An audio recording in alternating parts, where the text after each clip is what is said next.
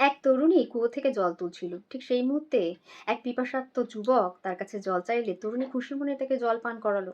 জল পান করে যুবকটি তরুণীকে বলল, আচ্ছা, আপনি কি আমাকে নারী চরিত্র সম্পর্কে বলতে পারবেন? এই কথা শোনা মাত্র তরুণী বাঁচাও বাঁচাও বলে চিৎকার করতে লাগলো।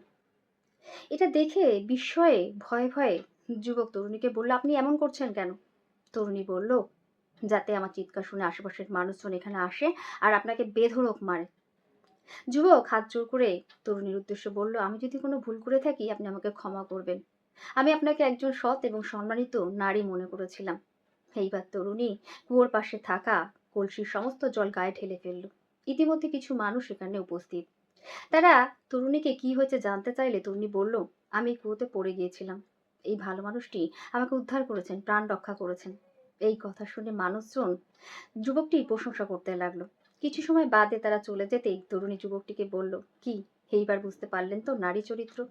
আপনি যদি কোনো নারীকে কষ্ট দেন, তাকে অসম্মান করেন, তাহলে সে আপনার জীবন থেকে নিমেষে সমস্ত সুখ কেড়ে নিতে পারে। আর আপনি যদি সেই নারীকে খুশি রাখেন, তাকে যোগ্য সম্মান দেন, তাহলে সে মৃত্যুর মুখ থেকেও আপনাকে ছিনিয়ে আনতে পারে।